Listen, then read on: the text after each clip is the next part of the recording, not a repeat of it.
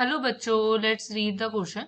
Question कह रहे हैं कि आपसे पूछा गया कि द फेरस सल्फेट जो यूज होता है in the brown test for nitrate ion वो आपका एक रिड्यूसिंग एजेंट है, ये आपको बताना है।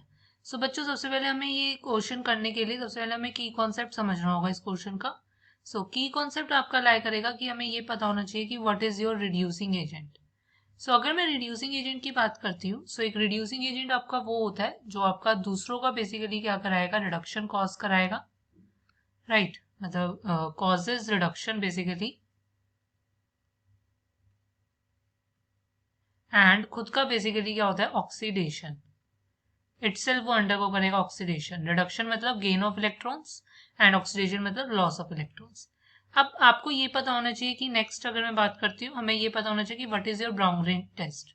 अगर ब्राउन रिंग टेस्ट की बात करती हूँ, ये बेसिकली क्या होता है कि ये हमारे पास यूज होता है किसी भी सैंपल में प्रेजेंस ऑफ नाइट्रेट आयन का डिटेक्ट करने के लिए, या सॉल्यूशन में नाइट्रेट आयन की प्रेजेंस को इंडिकेट कर टेस्ट करने के लिए हमारे पास ब्राउन रिंग टेस्ट होता है। तो इस टेस्ट में होता क्या है कि आपके पास एक फेरस सल्फेट का सॉल्यूशन होता है। फेरस सल्फेट मतलब FeSO4, राइट। इस फेरस सल्फेट के सॉल्यूशन को एक एक्वस सॉल्यूशन, मतलब आपके पास सपोज कर लो कोई टेस्ट ट्यूब है, इसमें आपके पास कोई एक्वस सॉल्यूशन है। इस फेरस सल्फेट सॉल्यूशन को इस एक्वस सॉल्यूशन में जो कंटेन कर सकता है आपका नाइट्रेट आयन, उसमें आपका क्या है, ऐड किया जाता है। देन केयरफुली आपके पास क्या है, यहाँ पर सल्फ्यूरिक एसिड भी जो होता है वो आपका ऐड होता है, कॉन्सेंट्रेटेड आपका क्या है, सल्फ्यूरिक एसिड भी हम बेसिकली क्या करते हैं, इसमें ऐड करते हैं along the sides of the test tube, right. फिर आपको क्या देखने को मिलता है कि हमें इंटरफेस पर, मतलब कि एट द इंटरफेस हमें यहाँ पर क्या है, आपका एक ब्राउन रिंग जो होती है वो फॉर्म हो जाती है। अगर ये ब्राउन रिंग फॉर्म हो रही है तो वो इंडिकेट करेगी प्रेजेंस ऑफ नाइट्रेट आयन। अगर नहीं हो रही है तो वो मतलब उसमें आपका नाइट्रेट आयन नहीं है। इंटरफेस बिटवीन द जो सॉल्यूशन और सल्फ्यूरिक एसिड के लेयर, बेसिकली यहाँ पर एक ब्राउन रिंग की लेयर जो होती है वो बनने शुरू हो जाती है। फाइन। यहाँ से आप क्या कहोगे कि जो रिएक्शन होती है वो कैसे टेक प्लेस करती है।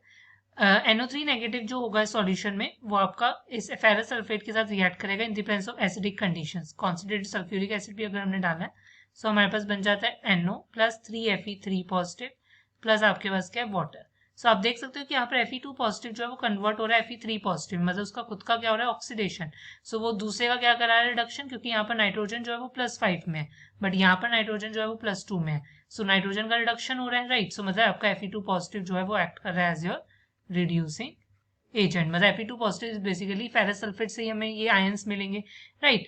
क्लियर। फिर फर्दर हमारे पास अगर मैं फर्दर बात करती हूँ, क्या होता है कि ये जो NO बनता है, यहाँ पर जो ब्राउन रिंग कॉम्प्लेक्स आपको देखने को मिलता है वो कुछ इस टाइप से आपको देखने को मिलता है, right. FeH2O whole 5 NO 2 positive plus water. ये जो कॉम्प्लेक्स है ये ब्राउन होता है, राइट। बट हमें यहाँ क्या बताना था कि फेरस सल्फेट के बारे में पूछा गया था। यस, ये रिड्यूसिंग एजेंट की तरह एक्ट कर रहा है। ये स्टेटमेंट बिल्कुल ट्रू है। Hope you understand it well. Best of luck. Thank you.